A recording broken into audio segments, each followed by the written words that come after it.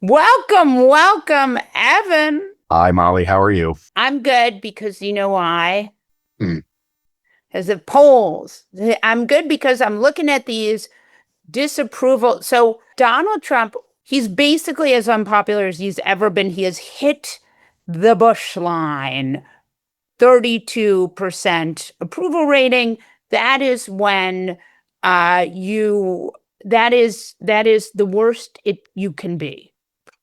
It's pretty Correct? bad. I mean, we've seen, I guess, like sort of like George W. Bush at the end was in the 20s, but like it's very, very bad for Trump. And it's especially bad for the Republicans because, their entire electoral project in 2026 is really like hinging on Trump. Like, this is not a party that has Right. gotten much distance from the president. They Right. have like very specifically not done that. And I remember, a few months ago, I was talking to some Republican strategists about the plan for the summer, like what they were going to do.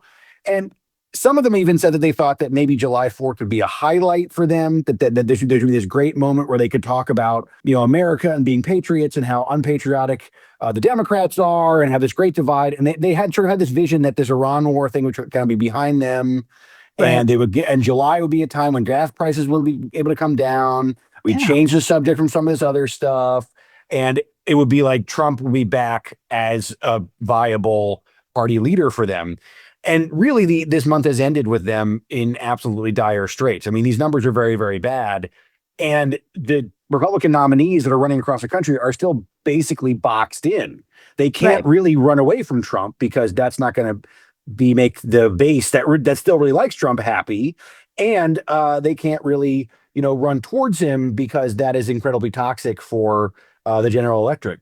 So this is basically as good a position for the polls as Democrats could get, really. Like Yeah. this is like what they really, really wanted to see happen has now happened. And there's more to come. I mean, the thing is, the things that made the polls bad, like the Iran war and other things like that, those are still going on. Like we're not like there's no end in sight for these negative poll numbers. How they play out, I don't, I'm not totally sure. It's a weird time with polls, with what to believe, what not to believe. Right. But when every poll is telling you the president is in a really, really bad shape on polls, and you're not seeing the president's team put out their own polls, you can assume that the numbers are pretty bad. So the polling is very connected to gas prices, though. I mean, it's connected to other stuff, but it's really a lot of this is on the economy. Certainly, people don't like ICE killing American citizens. They don't, but most of this is the ability of an American voter to see Donald Trump and see him go into Iran, never make a case for it, and then go to the pump and see gas prices be higher. And then see Donald Trump say, we're going to make peace with Iran and see gas prices go down, also possibly because they were using the oil, some reserved oil,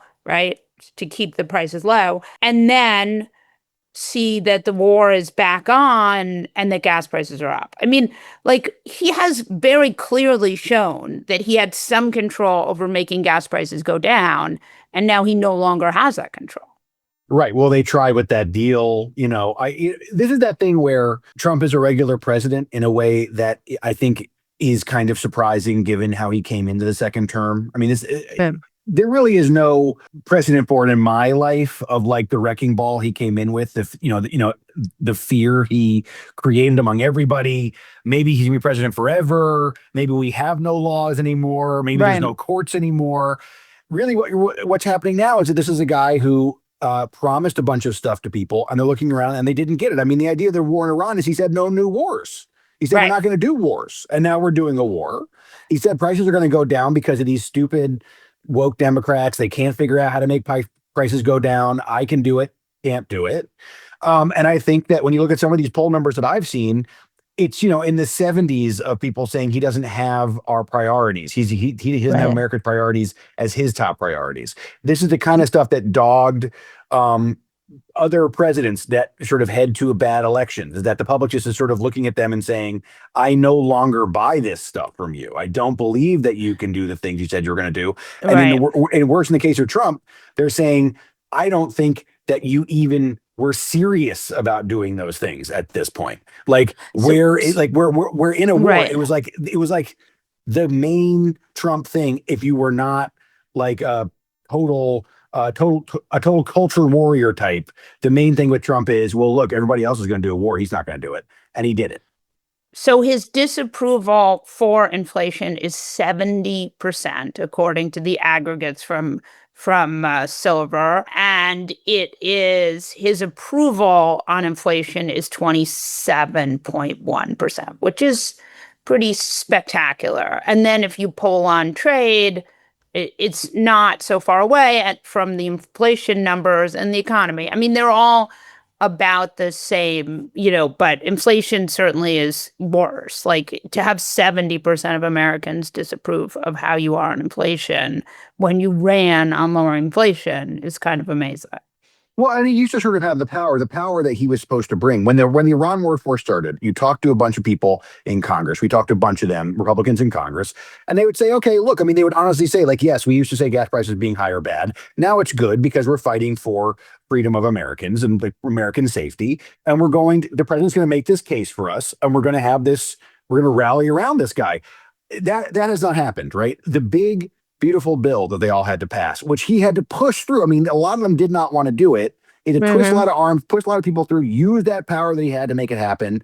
They were like, okay, well, that's fine, because at least we're going to have these taxes and stuff. He's going to go out there with his rhetorical power, and he's going to sell this stuff for us. And we're going to be able to stand there and talk about no taxes on tips, or, no taxes on overtime, or whatever it is. And we're going to talk about all this stuff. And none of that has happened either. The president is not out there talking about those issues. I mean, I think a perfect case of this is that election integrity speech that he made on TV like a few weeks ago, when everybody was sort of geared up for this thing. Bernie Moreno, the senator from Ohio, Republican senator from Ohio, was talking about this is like the most important speech since the Cuban Missile Crisis. They were really amping That was this an thing up amazing tweet. as like this is going to be like this Trump is back, right? And I was talking to a lot of people before that speech started who were very nervous about the speech, people who were involved in election integrity, who were very scared that this speech was going to be sort of the full Trump 2.0 or Trump like doing a thing that would move everything from there on out, right? Which he's been able to do. Instead, the speech opened up with this weird rambling defense of all his domestic stuff that I think landed fairly flat with everybody, right? And then the election stuff he said it and it kind of went nowhere. Yeah. And this is it. I mean, what more do you need to know than he is using the most powerful thing he has, which is his own voice, and at a joint session of Congress, that he was able to create the kind of excitement among his supporters in Congress for this thing, and then he kind of just like nothing happened, because that's sort of where he's at right now. And I think the polls are showing that this is not a guy who can go out there and say, I demand this. You guys should believe me, and they do, and they used to. And they don't right now. So that's exactly what I'm saying. The Democrats are in a good position with that, because every step he makes, it seems to be the wrong one. I mean, we're still talking about the ballroom. We're still talking about the new Air Force One. We're still talking about, now Dulles Airport. I mean, like, people who live in DC don't like Dulles Airport. Who cares about that, right? So again, Donald Trump, and this is a really good point. Republicans need him to go on and end inflation and make this case, that he's going to lower inflation to get the base excited. But instead, Donald Trump is laser focused on the reflecting pool and the ballroom and the this and the that. The Wall Street Journal reporting today, it's a really good piece in the Journal headed by Josh Dawsey and another 3 reporters, talking about how Donald Trump has a fundraiser who basically calls up and says, do you want to meet with the president? Well, if you want to meet with the president, we are going to need some money for the library. It's a pretty shocking piece all in. Talk to me about this idea that it's like quid pro quo, but plus, plus, plus. It is. I mean, look, the corruption stuff, it's funny. Early on in the Trump 2.0, I also talked to a prominent person involved in, trying to, campaign finance stuff about corruption and running on corruption. And they specifically said, that they'd done a bunch of focus groups on this. And you couldn't really touch Trump with corruption. That, like, if you try to talk about that, voters and focus groups would say, well, yeah, he takes money, but like he's so rich, it doesn't matter. Like he does whatever he wants anyway. And it was other Republicans who wouldn't that they would get sort of tarred with it. Like if they were in the room with him, people would think that those Republicans were sort of the ones who were taking the money. But Right. we're seeing more and more and more of these stories now, and it seems like that kind of stuff is sort of changing. I mean, look, let's take it all the way back to 2016, right? Donald Trump is the reason why the Republican Party regained any credibility in the Yeah. American electorate. The Republican Party was absolute trash in the 2015, 2016 time. And Donald Trump is the reason why they are back in power and why they got the power that they got. And that's the reason why they love him, why they rally around him. But it also is sort of, all those eggs are in one basket. And when it stops working, they don't have a backup plan. Like, I mean, the Democrats are, of course, in a very active identity crisis right now. What are they doing? Who's in charge? What do they like? What do they not like? But there's a bunch of different people having those conversations. Right. And you can see in some of these places, some of these districts, right? You can see, somebody catches fire and builds a constituency, right? Like a Mamdani emerges, but maybe also some of these other people are also, but Right. Ossoff too. Right. They're all doing their thing separately because they're kind of don't have a leader.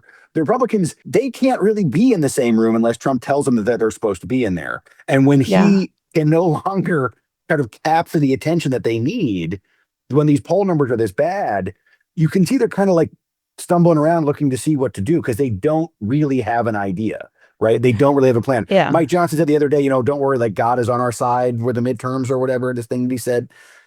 That is like not a message, but that is sort of what they have.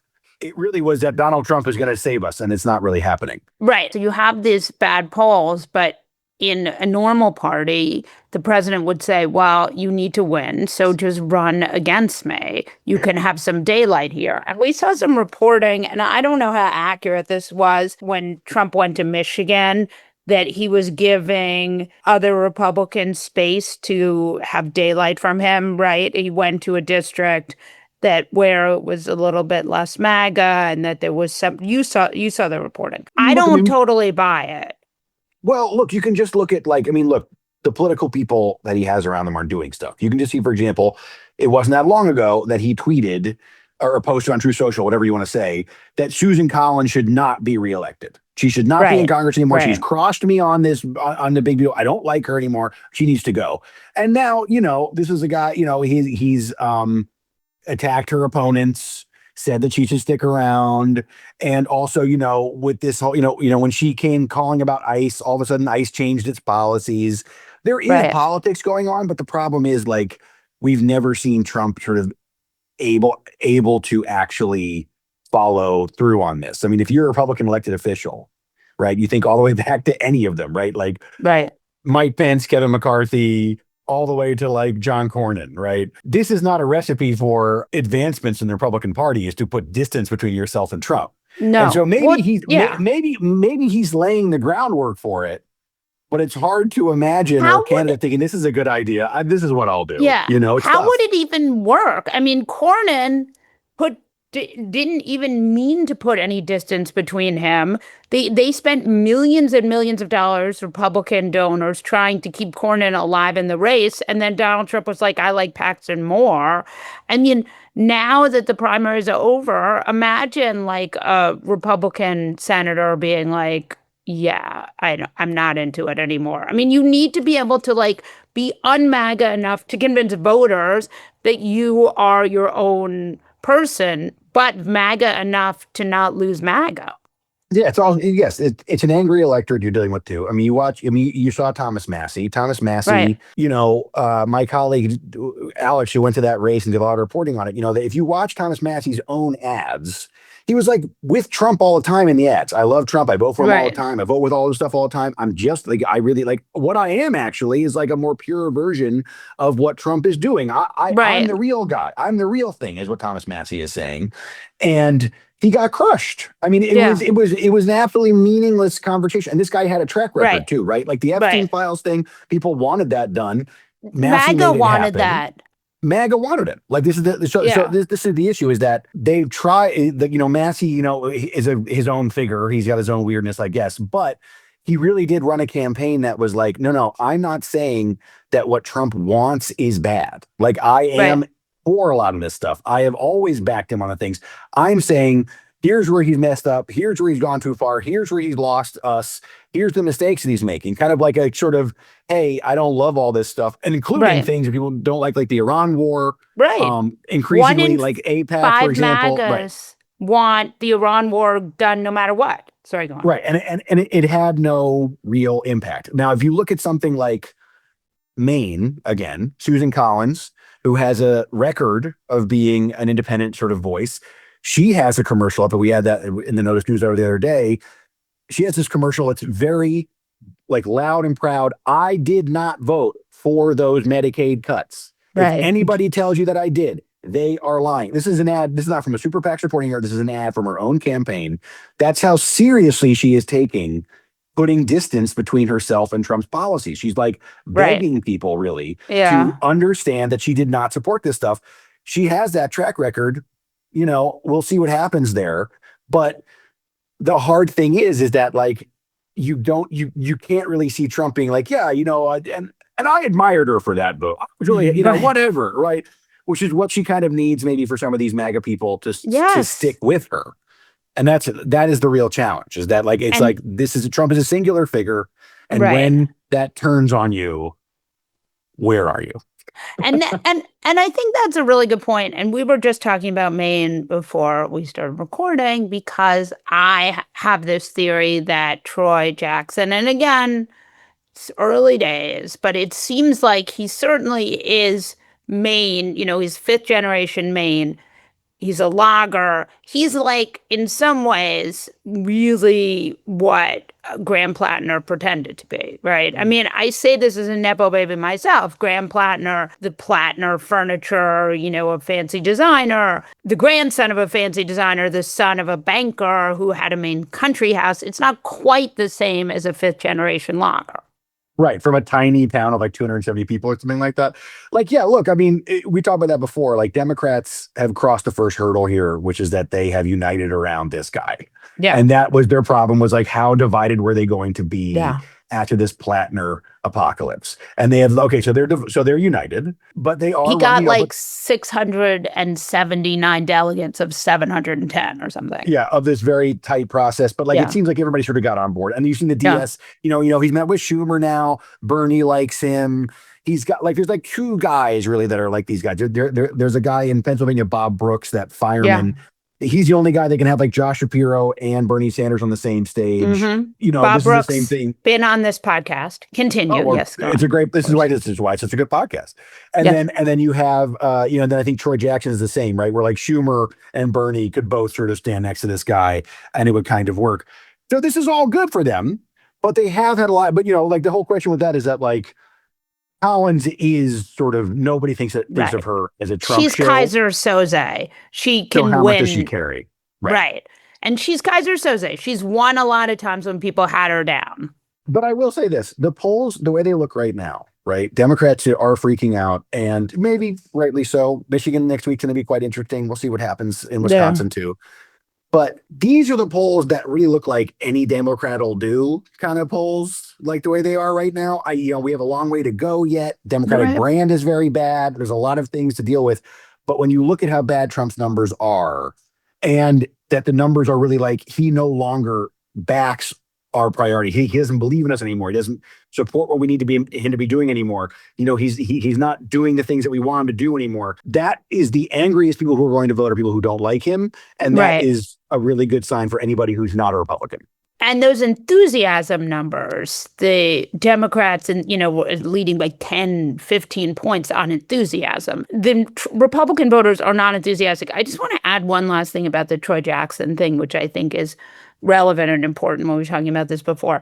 He has said he will not vote for Schumer, but he will be supported by the Democratic senatorial campaign. And in my mind, that is the difference between Trump and the Democrats going into this election, among other things, is that you have an atmosphere where Democrats can get money from the party, but still run as independents or say they're not going to vote for Schumer. And do I think Troy Jackson will vote for Schumer as leader? Absolutely not. Do I think Schumer knows that? Yes. Do I think that he will still get money, Jackson, from Democratic senatorial machine? Yes. Well, we saw Schumer do this in Michigan before Mallory McMorrow dropped out. That he was also like, he's like, I'm okay with it. But, she ran very strong on not Right. supporting him. Yes, I mean, these are guys who, there are some political sacrifices being made. I mean, look, the actual race in Michigan itself is Gary Peters was like, I'm too old. I don't want to do this anymore. We should let the next generation come in. And they're having this like very loud debate about what the next generation should be in the Democratic Party. But that sort of allows for some of this energy and enthusiasm to flow in to the election. Yes, this is the whole thing, is that people who have said in opportune moments, like for example, January 7th, 2021, Right. hey, that was bad, but what Trump led, that riot at the Capitol that almost got people killed, bad that we did that. And that is enough to lose his support forever. So Right. this is a very Yes. different situation. This is exactly what I'm talking about. Like, it doesn't, like, even if you get a call from Susie Wiles saying, listen, go for it, trash him, we're good with it. Yeah. You got to be thinking to yourself, is he going to be good with it? Like, what is Yeah. it like what's going to happen to me if I do this? Which is a very different political environment. He for a long time has caused consternation among Republicans because he doesn't seem that interested in building the party and party politics. And that's all well and good until you hit your midterm election. And that's and then all of a sudden you find yourself with a Congress that can now do oversight against you, and your second term is basically over. And I think that, like, a lot of presidents sort of wake up to that kind of late. And it seems like this one's waking up to it, very, very late.